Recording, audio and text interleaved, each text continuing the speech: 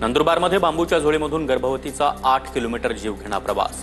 अक्कलकुवा तालुक्याच्या केवडी गावातील घटना। केवडी गावापासून पांढारी माती या गावापर्यंत जाण्यास रस्ताच नाही।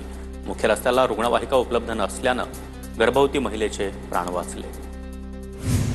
मुंबईच्या गोरेगावमध्ये मनसेची फायनल्स कार्यालयावर धडक। मराठी माणसाला अपशब्द वापरल्याने अधिकाऱ्यांना जाब विचारला।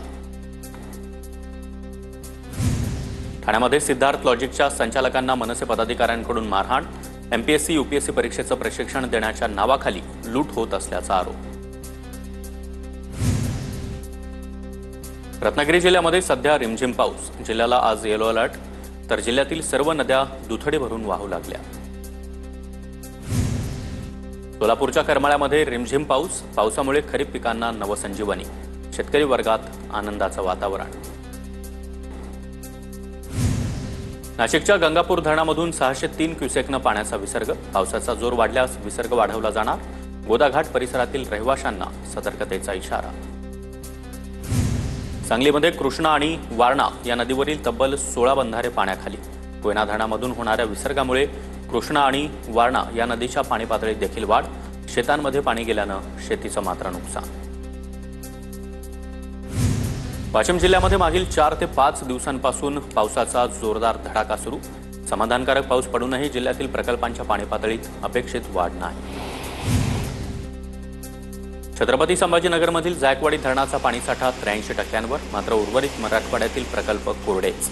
मध्यम आणि लघु प्रकल्पांमध्ये जेमतेम जलसाठा असल्यानं चिंता वाढली। कोल्हापूरच्या बिडशेतमधील भोगावती नदीपात्रामध्ये वृद्ध व्यक्तीचा आत्महत्येचा प्रयत्न। वृद्धाने नदीपात्रामध्ये उडी घेतली, मात्र नंतर घाबरून झाडाचा आधार घेतला। आपत्ती व्यवस्थापन पथकानं वृद्ध गणपती सावंत यांना सुखरूपपणे बाहेर काढलं। नागपूर शहरामधील अंबाझरी तलाव ओव्हरफ्लो। शहराच्या मधोमध असलेल्या अंबाझरी तलाव नागपूरकरांचं आकर्षण। पावसामुळे नाशिकच्या इगतपुरीमधील धबधब्याचं सौंदर्य अधिकच खुलून गेलं। तळेगाव शिवारामध्ये असलेल्या धबधब्यांची आनंद घेण्यासाठी पर्यटकांची मोठी गर्दी। जळगावच्या हतनूर धरणाचे 18 दरवाजे 1 मीटरनं उघडले। हतनूर धरणामधून 32,633 क्युसेकनं तापी नदी पात्रामध्ये पाण्याचा विसर्ग। नदीकाठच्या गावांना सतर्कतेचा इशारा।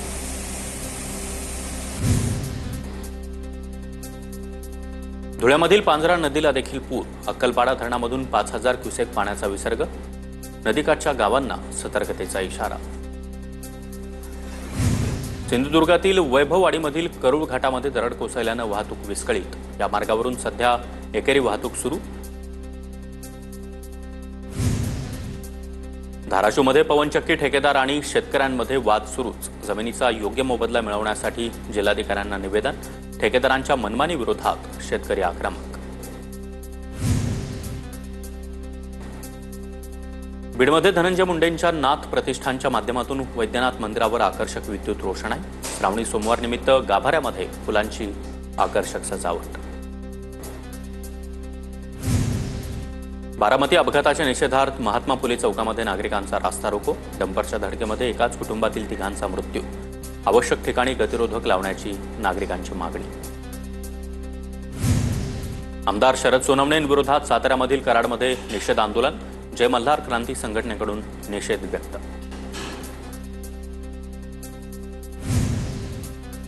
सोलापूरमध्ये काँग्रेसच्या जिल्हाध्यक्षपदाचा अंतर्गत वाद चव्हाट्यावर। जिल्हाध्यक्षपदावरून बैठकीमध्ये खासदार प्रणिती शिंदेंविरोधात नाराजीचा सूर। अध्यक्षपदाच्या निवडी कोणालाही न विचारता करत असल्याचा कार्यकर्त्यांचा आरोप।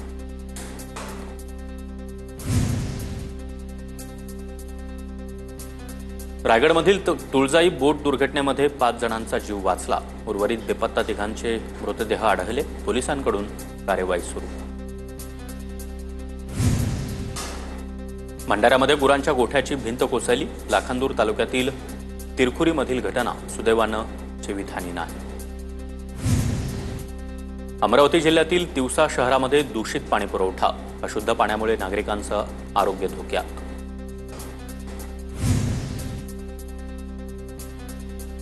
सांगलीच्या नागोळे गावामध्ये देवाभाऊ केसरी बैलगाडा शर्यतीचा थरा। सुलतान आणि राम्या देवाभाऊ केसरी बैलगाडा शर्यतीचे पहिले मानकरी ठरले।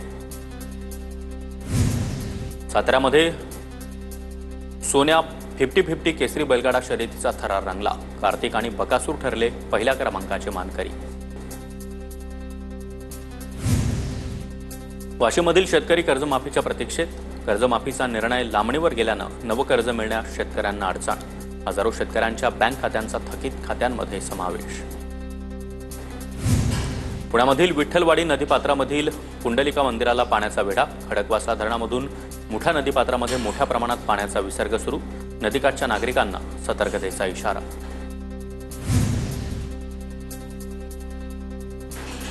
पुण्याच्या भोरमधील उतरवली जिल्हा परिषदेच्या शाळेमध्ये विद्यार्थ्यांसाठी अत्याधुनिक व्हर्च्युअल क्लासरूम. पुणे जिल्हा परिषदेचे माजी उपाध्यक्ष रणजित शेवतारे यांच्या हस्ते या क्लासरूमचं उद्घाटन.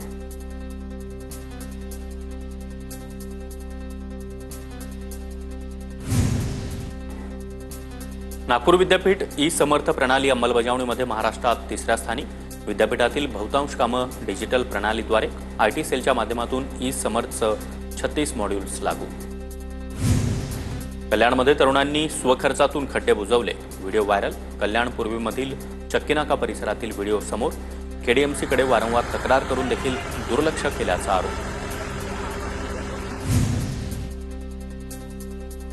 नाशिकच्या मालेगावमध्ये महापालिका शाळेच्या इमारतीची मोठी दुरवस्था. इमारतीच्या भिंती देखील मोडकळीस आल्या तर अनेक वर्ग खोल्यांचा स्लॅब कोसळला.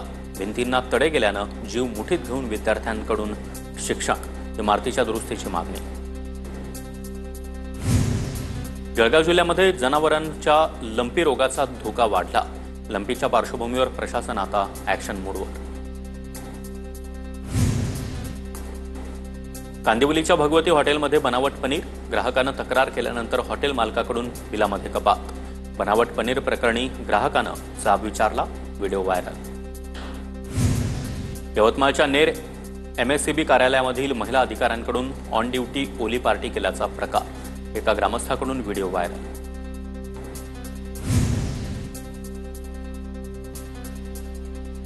गर्लफ्रेंडला दुचाकीवरील पेट्रोलच्या टाकीवर बसून चाळे करत असल्याचा व्हिडिओ समोर. खेड शिवापूरजवळच्या पुणे सातारा महामार्गावरील प्रकार. हिंगोलीच्या औंढा नागनाथ तहसील कार्यालयामध्ये लेट लतीफ कर्मचाऱ्यांचा ताप. तहसीलदारांसह कर्मचारीच हजर नसल्यानं नागरिकांची प्रचंड गैरसोय. प्रशासनाकडे दखल घेण्याची मागणी. रत्नागिरीच्या चिपळूणमध्ये अनधिकृत टपऱ्यांवर कारवाई. बस डेपो परिसरामध्ये चिपळूण नगर परिषदेची मोठी कारवाई. यवतमाळच्या आडेगाव ते खातेरा मार्गाची दयनीय अवस्था. रस्त्यावरून वाट काढताना वाहनधारकांना नाहक त्रास. खड्ड्यांमुळे अपघाताची दाट शक्यता. नाशिकमध्ये रचना विद्यालय आणि एरियाज फाउंडेशन यांच्या संयुक्त विद्यमानं जनजागृती फेरीचं आयोजन. नागपंचमीनिमित्त विद्यार्थ्यांकडून साप वाचवा, पर्यावरण वाचवा हा संदेश देण्यात आला. रत्नागिरीच्या खेडमधील खोपी शिरगाव इथून चाकरमान्यांसाठी परतीच्या एसटी बस सोडल्या जाणार. ठाणे, दहिसर, गोरेगाव अशा ठिकाणांसाठी बस सेवा उपलब्ध असणार.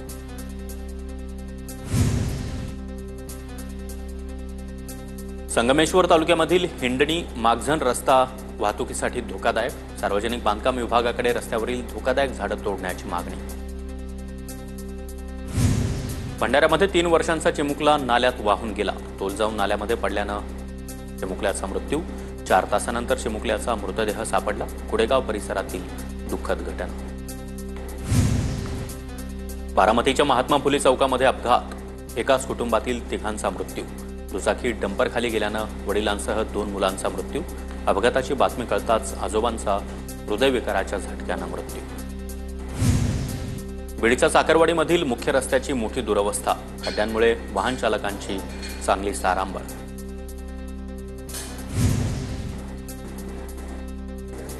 नागपुरातील प्रसिद्ध मराठी लेखिका शुभांगीताई मुकुंदराव भडबडे यांचं आज पहाटे निधन. शुभांगीताईंनी 22 पेक्षा अधिक चरित्रात्मक कादंबऱ्या लिहिल्या आहेत.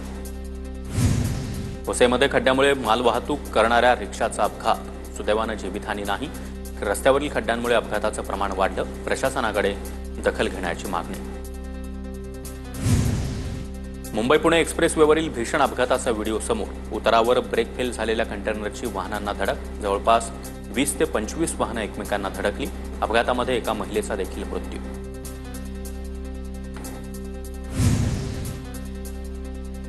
मेरा भाईंदरमध्ये काश्मीरा हॉटेल सम्राटजवळ भीषण अपघात.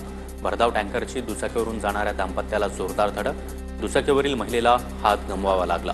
अपघाताचा सीसीटीव्ही व्हिडिओ समोर. पुढील तपास सुरू.